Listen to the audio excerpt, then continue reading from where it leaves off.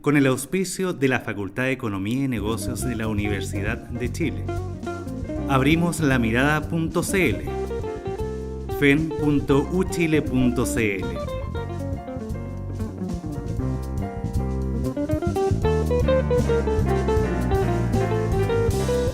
Presenta La Mesa.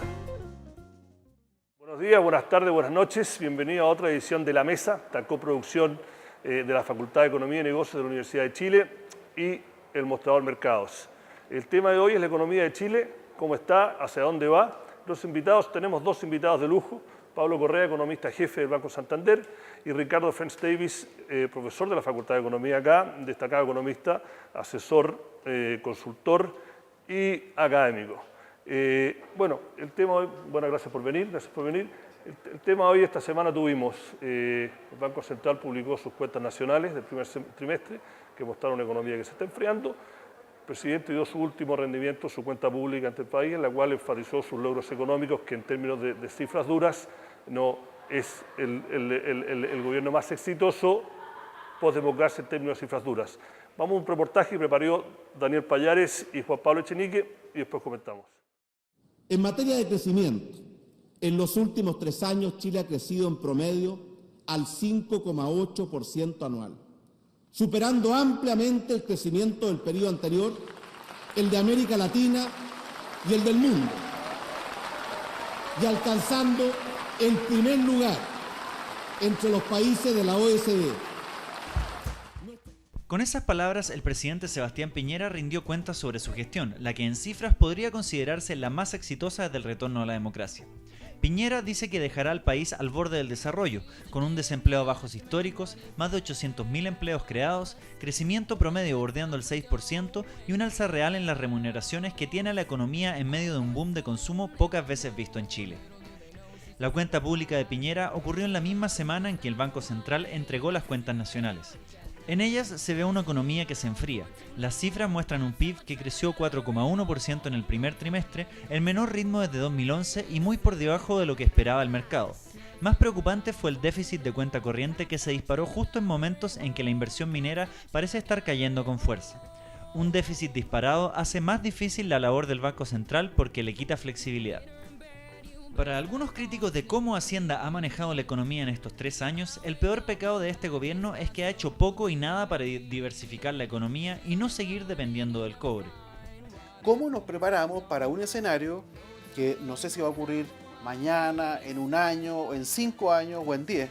Pero ¿cómo nos preparamos mentalmente al inicio, pero después en políticas públicas efectivas, para hacernos cargo de que esta es una economía que tiene que superar su monodependencia exportadora del cobre?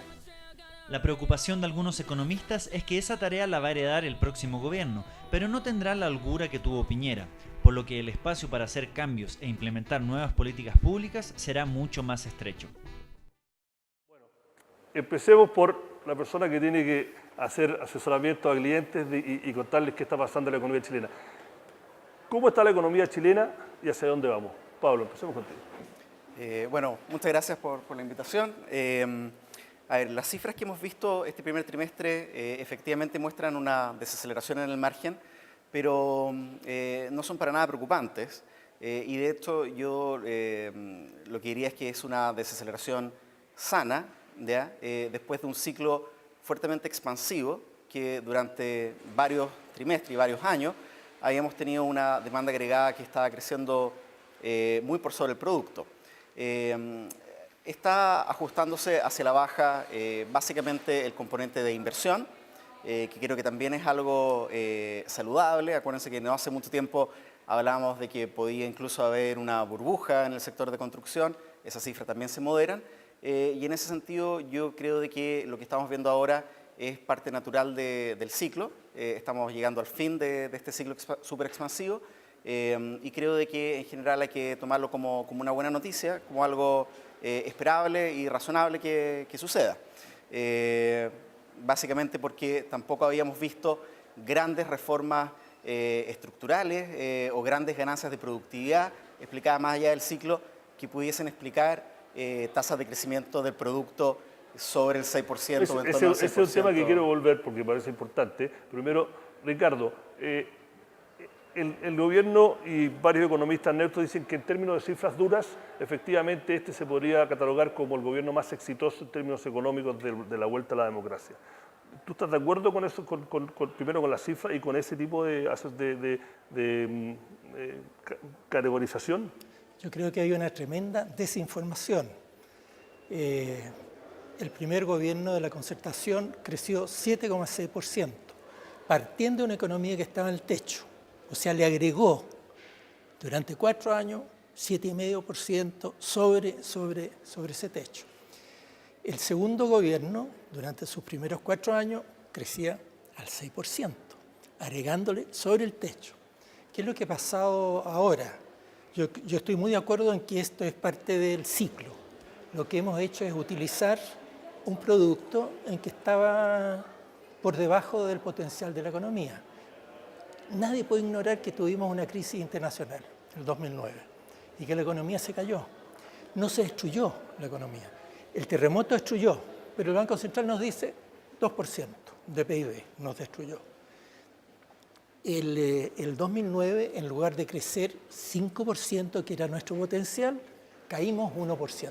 Ahí nos dio un espacio muy fuerte para los próximos 3 o 4 años para estar reutilizando esa capacidad. Y cuando uno ajusta las cifras de este gobierno por ese hecho, uno no debe comparar a alguien tendido al suelo con alguien parado su estatura. Tiene que medirlo parado las 2 veces. Lo mismo en la economía, trabajando en su cima. De cima a cima, o sea, comparamos el último año de este gobierno, este año, con antes de la crisis mundial, nos da un crecimiento de 4,1%. 4,1 es menos que 7,6. Yo creo que no hay dónde perderse. Muy meritorio habernos recuperado, positivo, porque lo que debe hacer la macroeconomía es siempre usar lo que tú tienes. No tener trabajo y capital parado, porque entonces desalientan los inversionistas y te invierten menos después, y eso siempre sabemos que sucede.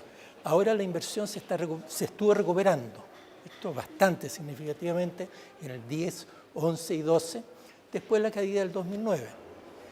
¿Y por qué sucede eso? Porque estamos usando la capacidad productiva. Hoy día estamos en el techo productivo, y de aquí para adelante solamente podemos tener un PIB efectivo en la medida en que estemos metiéndole capacidad productiva, trabajo y capital físico adicional. Bueno, quiero volver a lo que mencionó Pablo, porque una de las cosas que se le da crédito a este gobierno fue que no solamente creó, depende de la cifra, pero entre 650.000 y 817.000 puestos de trabajo, la cual la gran mayoría fueron puestos de trabajo con contrato. Las remuneraciones están creciendo a un ritmo 4 veces superior a lo que ha sido la inflación, los sueldos están creciendo, entonces eso ha alimentado un consumo, ¿no?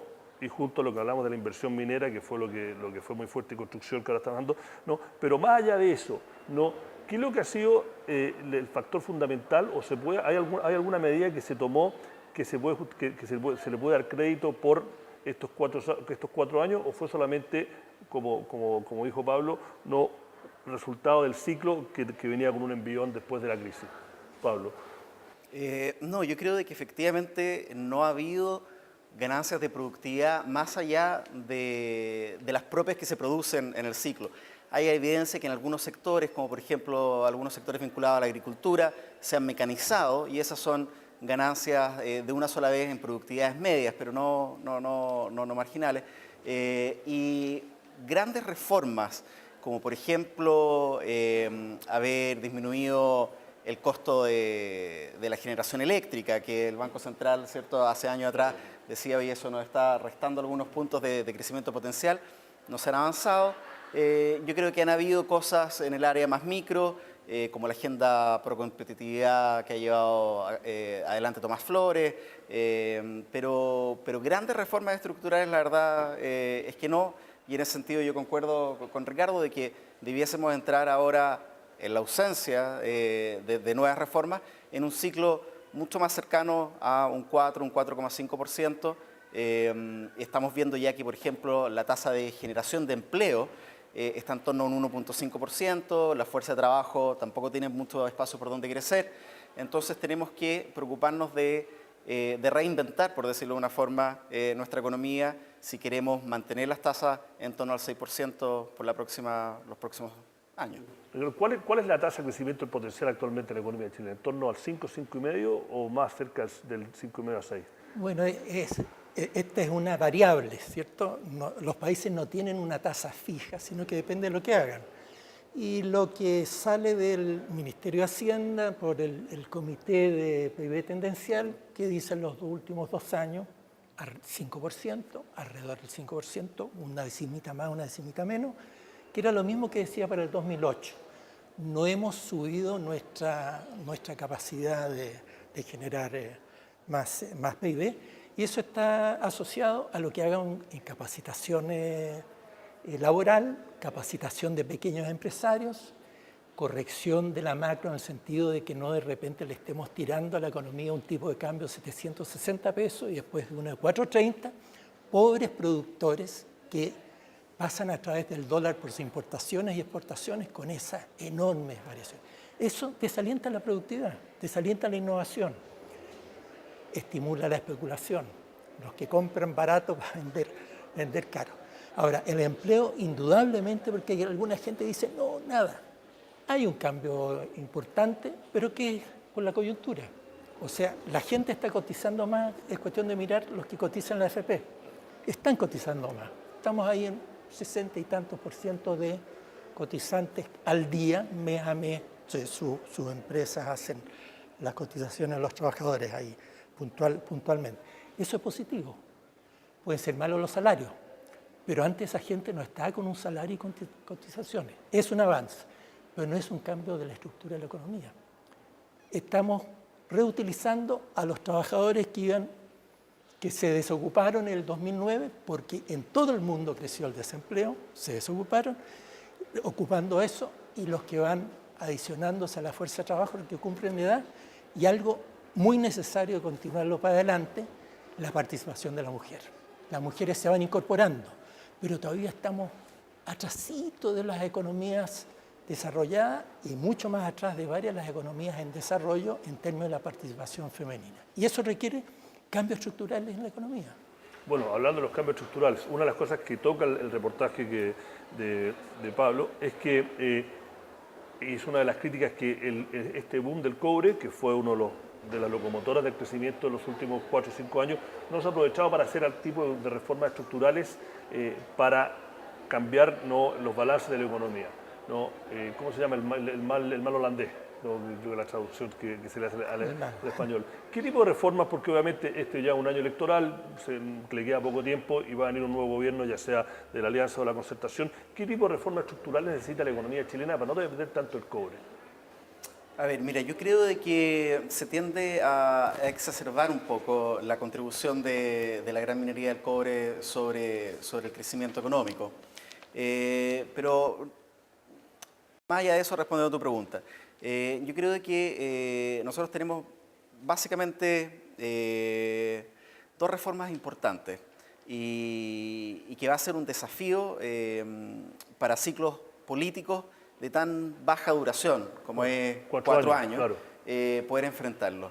El primero es más o menos obvio y llevamos ahora estos años hablando de eso, que tiene que ver con cómo aumentamos la productividad del factor trabajo, todo lo vinculado a educación, y yo aplaudo en ese sentido de que se haya, por ejemplo, incorporado un año más y que la educación preescolar sea ahora o vaya a ser obligatoria. Pero el segundo ámbito, que es un ámbito que tal vez se habla menos, es la reforma del Estado.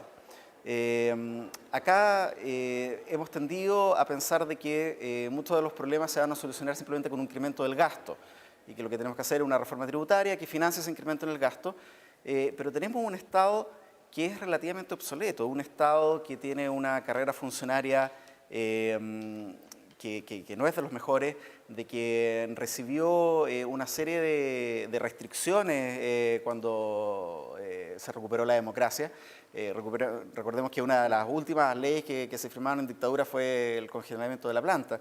Y el Estado necesita reformarse de forma importante en lo que es, como te digo, la carrera funcionaria, carrera administrativa. Hay áreas donde el Estado es demasiado débil y donde debiese tener mayor músculo. Por ejemplo, ahora hemos visto como una demanda ciudadana importante de que aumente la regulación en lo que es defensa de los consumidores en servicios de adhesión masiva. Era un área en que el Estado hace no muchos años atrás estaba relativamente ausente. En competencia, pero competencia de verdad. O sea, ahí también. O temas como estratégicos que tienen connotación, ¿cierto?, como de bienes estratégicos nacionales, bienes públicos como de energía. El Estado tiene que también, creo yo, tener un rol un poco más activo. Y no pasa simplemente por incrementar el gasto. Y la discusión creo de que hay que reenfocarla en el tipo de Estado y tener un mejor Estado más que simplemente un Estado que gaste más. Con ese tema, Ricardo, la economía chilena como está ahora, ¿puede hacer una reforma tributaria que signifique aumentar el 3% del PIB, entre el 2,5% y el 3%, depende qué propuesta uno lea? ¿Está la economía chilena en condiciones, como economía de crecimiento medio alto, se la puede? Plenamente estamos atrasados respecto a países que han pasado por ese estado en años anteriores. Yo estoy muy de acuerdo con todo lo que dijo Pablo. Sí, es grato, porque así se facilita la construcción. Exacto. Uno no queda empatado, trancado. Reforma tributaria por la situación que vamos a encontrar en que está Chile durante el año 14. Tenemos un desequilibrio fiscal y un desequilibrio cambiario y comercial. Del comercio internacional. El déficit de cuenta corriente. El 2012, Hacienda se gastó el equivalente a 330 centavos por libra de cobre, de la tributación y utilidades de cobre. 330 centavos. El precio de tendencia, según unos expertos, era 302. Pero uno habla con el Consejo Minero y te dice 270. ¿Cierto? Un informe que acaban de publicar. Mira ejercicio que ha hecho el Banco Central y encuentra 260 y 280. No dice que esa es la tendencia, pero ¿por qué hizo con eso? Y es obvio que estamos con un precio del cobre absolutamente fuera de. Pero una cosa, para darle crédito a una cosa que mencionó Pablo, los ingresos fiscales en los últimos 5 años, que representan los ingresos fiscales a través del cobre, indirecta y directamente, ha caído del 8,1% del PIB a creo que llegó a 3,6%. Entonces, ha crecido la torta, pero el porcentaje de la torta que está echando al fisco por parte del cobre ha disminuido, que lo dice siempre el gobierno. Pero el 2012 fueron cifras más grandes, no es 3%. Por ahí, pero es casi la mitad, de 8,1%. Del PIB. Del PIB, claro, del porcentaje del PIB. Porque el gasto es como 18-20%. Sí, no, es decir, como porcentaje del PIB. Creció la torta. 4 puntos de 20 son 20%. Sí, mucho más claro. Bueno, y el año 2006, ¿cuánto se gastó Hacienda? 100 centavos. Ese fue el gasto efectivo de platas del cobre. Ahora se gastó 330. No es el total, pero en el margen estamos hablando de 2-3 puntos del PIB. Necesitamos una reforma tributaria que los primeros 2 o 3 puntos de recaudación sea para financiar los gastos que ya está haciendo el Estado chileno. No alcanza la plata. Lo que ya se ha comprometido. Lo que ya salió el 2012 y se está comprometiendo el 13, se comprometen algunos cientos de millones adicionales con los anuncios de ahora, del 21. Y para los nuevos necesitamos ingresos extras. Pablo, te quiero hacer una pregunta que lo da también. Estos desequilibrios macro que están advirtiendo, en el primer trimestre el déficit de cuenta corriente, a pesar de que fue un poco menor de lo que se anticipaba, fue de 1.700 millones de dólares. Es el déficit de cuenta corriente más amplio en casi 17 años para un primer trimestre. El gobierno dice que la mayoría de eso se financió con inversión, por lo cual no es un gran problema. La inversión está cayendo, como lo vimos, sobre todo la inversión minera. Para ti, como jefe de estudio de un banco que tiene clientes regionales importantes, ¿tú lo ves como un problema para lo que se viene? No, para nada. Y de hecho, tú si miras las cifras de déficit de cuenta corriente de los 2 trimestres anteriores, llegó a ser casi de 5.000 millones. El tercer trimestre del año pasado y cerca de 2.800 el cuarto trimestre y ahora 1.000 y fracción.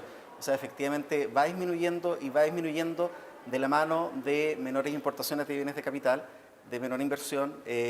Hubo un montón de eventos que fueron de una sola vez. Por ejemplo, el tercer trimestre del año pasado, y eso te pega en la balanza comercial y en la cuenta corriente, Chile gastó $3.000 millones en renovar parte de su flota. Y eso explica parte de esos 5.000 y fracción del tercer trimestre, pero como te digo, fue un one-off y después empieza a disminuir. Si tú miras la composición después del ahorro, efectivamente el ahorro público hoy día es bastante menor de lo que solía ser, pero el ahorro de las familias, considerando el ahorro no previsional, incluso ha aumentado. Entonces, ¿quién está desahorrando? Efectivamente, el mundo corporativo que está invirtiendo, y parte importante de esa inversión se está financiando con la misma reinversión de utilidades de empresas mineras, en particular extranjeras, que están reinvirtiendo en Chile. Y en ese sentido, si bien hay que estar muy atento con lo que pasa sobre todo con el ahorro público y privado, familias, yo no creo que hayamos incubado un riesgo importante, y yo creo de que en los próximos trimestres vamos a ver una reversión en la tendencia del déficit. Sí. Ricardo, aquí tenemos diferencias. Eso le voy a preguntar, porque Vamos yo leí algunas terminar cosas que usted ha dicho. En parte de lo que dice Pablo, no en todo, en este tema. O sea, a mí me parece que un déficit con 300, el déficit del año pasado fue con 361 centavos. En el primer trimestre estuvimos en un precio parecido 301 creo que fue, 310, bueno. 361. 361. Un precio muy alto. O sea, uno le quita 80 centavos y te lo agranda muy fuerte. Concuerdo en que es muy importante lo de la inversión extranjera directa. O sea, hay una parte de la inversión en Chile. Pero eso fue casi toda minera, y las mineras están echando sus pocos. Claro. Entonces, ahí hay ciclos de esto. De repente un chorro, entonces no hay que adecuar la economía a ese chorro, sino que a la tendencia. Esa es la importancia de las políticas contracíclicas. Tú miras más allá de los 4 años de cada gobierno, que son tan cortitos.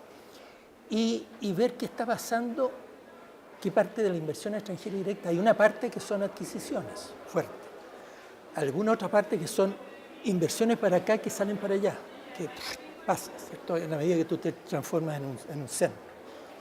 Y después, ¿qué pasa en la otra cara de la economía? Y es cierto que el ahorro está en niveles respetables, el ahorro total nacional, que incluye las platas del cobre, incluye las platas 361 centavos. ¿Y qué está pasando con el consumo?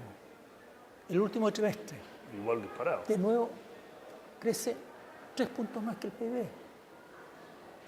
O sea, todavía no se está frenando.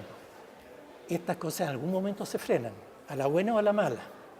El ideal es frenarlas a la buena. Pero cuando se frenan, empiezan a crecer más lentamente desde un nivel muy alto. Tanto las cuentas fiscales se han frenado, pero a un nivel altísimo, porque gastamos mucha plata para enfrentar la crisis del 2009. Durante 2 años aumentó el gasto fiscal 10 y 17%, se cayeron los ingresos tributarios, ¿cierto? Y eso fue muy positivo hacerlo, correspondía hacerlo. Cuando estás recesionado, tienes que meterle plata adicional. Ahora estamos inflados, hay que sacarle plata. Y el consumo total está creciendo muy fuerte, durable y no durable, y parte de eso es importado. Y las importaciones hay que frenarlas. ¿Y cómo se frenan?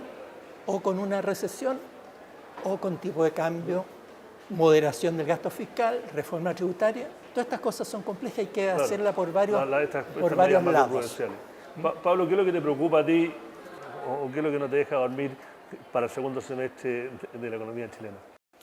No, yo diría de que los riesgos como inmediatos son menores. El año pasado, por ejemplo, tuvimos días en que pensábamos de que iba a caer un colapso del sistema financiero internacional, estábamos muy nerviosos, canales financieros cerrados. Hoy día el resto del mundo se ve mejor. A Europa yo creo que le va a tomar años volver a situarse en una posición anterior a la crisis, pero están haciendo las cosas. Tal vez un poco lento, pero la están haciendo. En Estados Unidos también las cosas se ven mejor. La desaceleración en China tampoco me preocupa mayormente porque creo que hay un cambio en la composición del crecimiento y en ese sentido los riesgos han disminuido.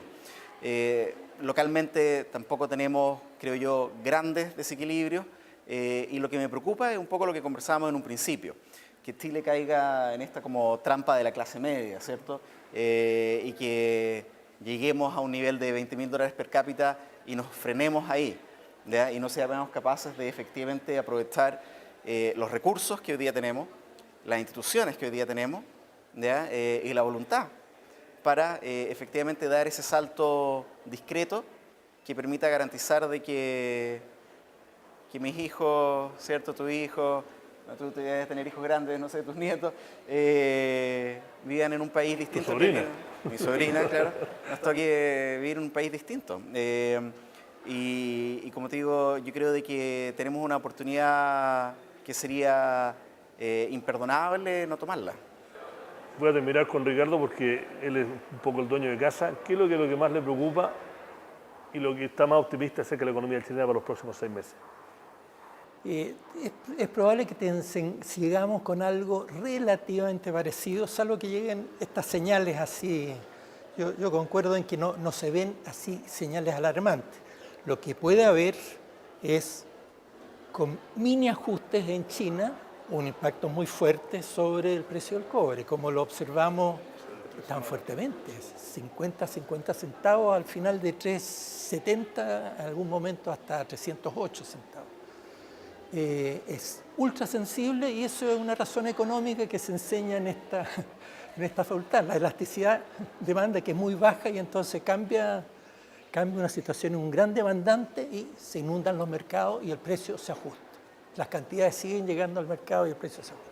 Eso es lo que más le preocupa. Y lo que está más optimista... Lo interesante es que tenemos un fondo de estabilización, pero los mercados no entienden mucho de esto.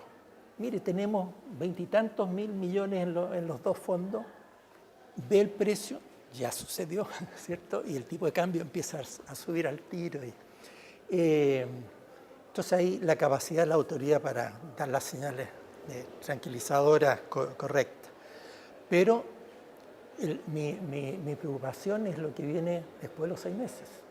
O sea, el balance fiscal financiado con plata del cobre, cuenta corriente financiada demasiado con plata del cobre, mercado muy optimista que había tirado el tipo de cambio tan para abajo, los 388, los 488, los 470,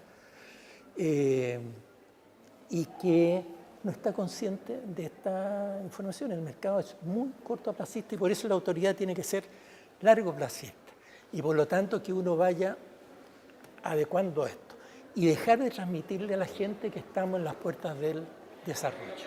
Estamos al 62% de distancia del PIB per cápita de los Estados Unidos. Estamos 64. Estamos en 36 versus 64. Estamos abajito, nos falta 2/3 de camino para llegarnos allá.